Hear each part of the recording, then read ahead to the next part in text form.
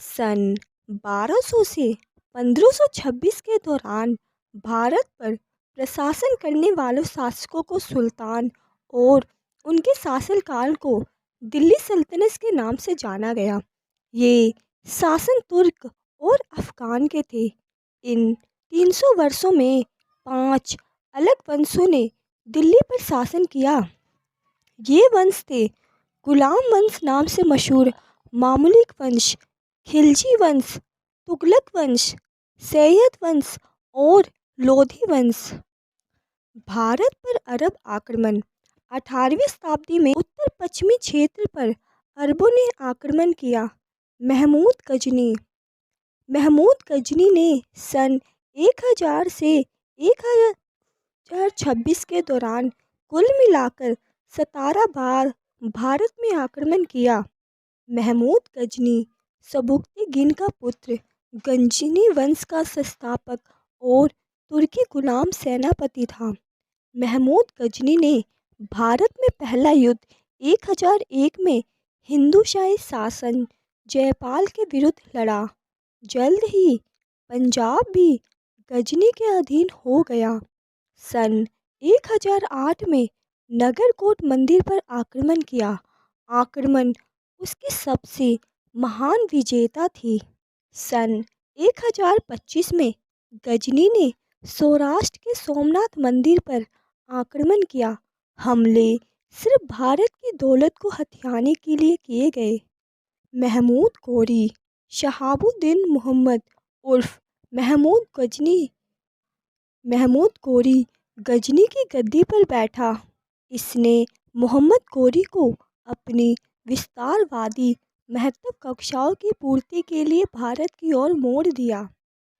तराइन का युद्ध, जो कि 1191 में पृथ्वीराज चौहान और मोहम्मद गौरी के बीच में हुआ, जिसमें पृथ्वीराज चौहान ने मोहम्मद गौरी को हरा दिया। एक साल बाद फिर 1192 में तराइन का दूसरा युद्ध लड़ा गया, जिसमें मोहम्मद गौरी जीत गया।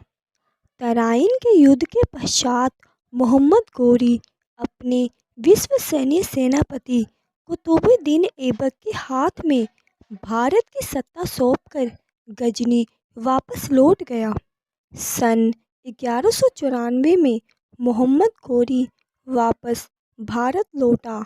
महमूद गजनवी का उद्देश्य लूटपाट करना था।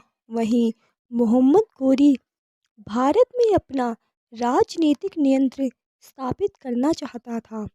दास सेनापति कुतुबुद्दीन ऐबक को नियुक्त किया, जो दिल्ली सल्तनत का प्रथम सुल्तान बना। मामलुक वंश। मामलुक अरबी भाषा शब्द का अर्थ है स्वामी तत्व। कुतुबुद्दीन ऐबक के शासन के दौरान गुलाम वंश प्रारंभ हुआ। गुलाम वंश 1206 से 1290 तक रहा।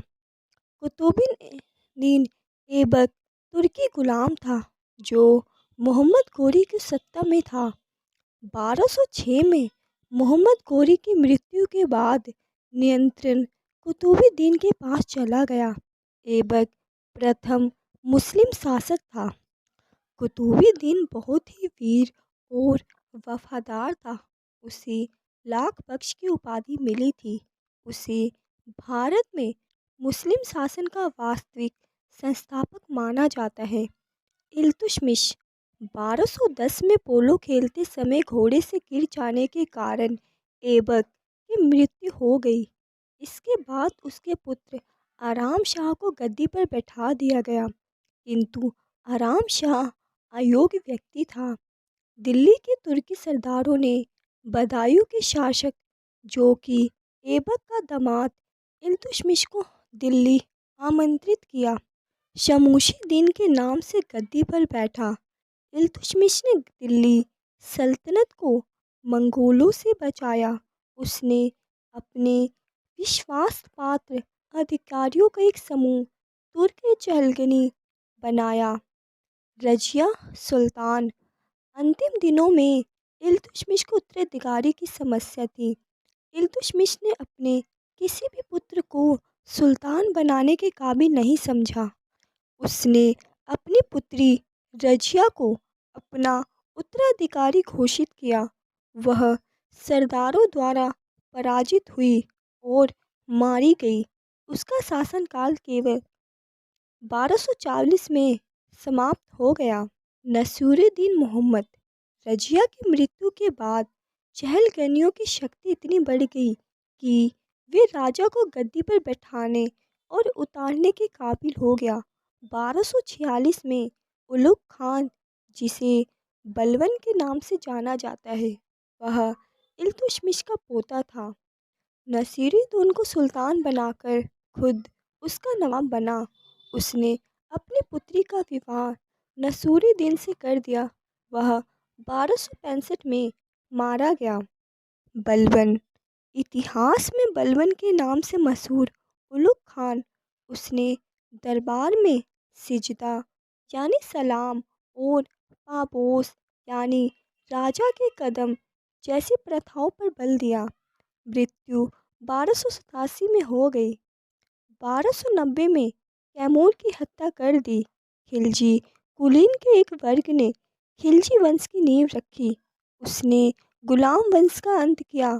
फिरोज जलालुद्दीन खिलजी के रूप में सिंहासन पर बैठा। खिलजी वंश जलालुद्दीन ने खिलजी वंश की नींव रखी। वह 17 वर्ष की आयु में गद्दी पर बैठा। जलालुद्दीन का शासन मात्र 6 वर्ष ही रहा। वह सल्तनत का पहला सुल्तान था जिसने विचार किया कि शासन जनता के समर्थन से चलना चाहिए। अलाउद्दीन खिलजी अलाउद्दीन खिलजी जलालुद्दीन खिलजी का भतीजा और दामाद था। जलालुद्दीन के शासनकाल में अलाउद्दीन को दो प्रमुख जीत 1924 में पहली बार दक्षिण की ओर तुर्क साम्राज्य का विस्तार किया और देवगिरी को अपने अधीन किया। उसने अपने चाचा तथा ससुर जलालुद्दीन खिलजी की हत्या कर दी। वह स्वयं गद्दी पर बैठ गया। 1316 में अलाउद्दीन की मृत्यु हो गई। इसके बाद काफूर सिंहासन पर बैठा। कुतुबुद्दीन मुबारक शाह ने उसे हटा दिया। कुतुबुद्दीन मुबारक शाह भी जल्द मारा गया। इसके बाद खुसरो ने गद्दी हासिल की। इस प्रकार अलाउद्दीन खिलजी की मृत्यु के मात्र 4 वर्ष बाद ही खिलजी साम्राज्य का पतन हो गया। तुगलक वंश का संस्थापक गजनी मलिक था, जिसे गयासुद्दीन तुगलक के रूप में सन 1320 में सिंहासन हासिल किया।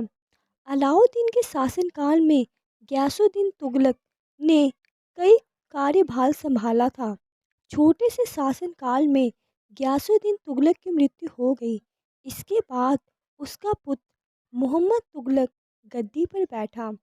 मोहम्मद बिन तुगलक के पश्चात उसका चचेरा भाई फिरोज तुगलक सुल्तान बना। सैयद वंश खिज खान के सुल्तान दौलत खां को पराजित कर सैयद वंश की नींव रखी। उसने सुल्तान की उपाधि धारण नहीं की।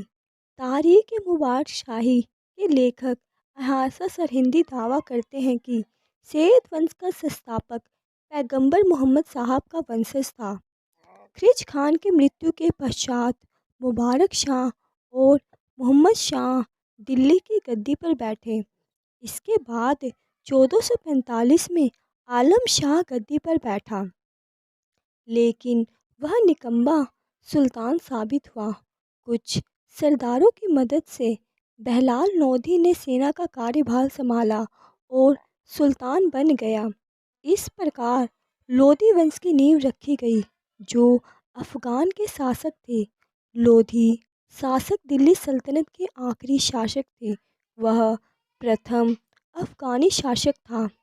बहलाल लोधी से प्रसक्षम सेनापति था। बहलाल लोधी की मृत्यु के बाद सिकंदर लोधी गद्दी पर बैठा। सिकंदर लोधी और मुस्लिम के प्रति सहनशील नहीं था। उसने जजिया कर मुसलमानों पर दोबारा लगा दिया। सन 1517 में सिकंदर लोधी की मृत्यु के पश्चात उसके सरदारों ने इब्राहिम लोदी को सुल्तान बनाया। दौलत खां ने काबुल में बाबर को भारत पर आक्रमण के लिए आमंत्रित किया। बाबर ने पानीपत की लड़ाई में इब्राहिम लोदी को हराकर मुगल नींव की नींव रखी।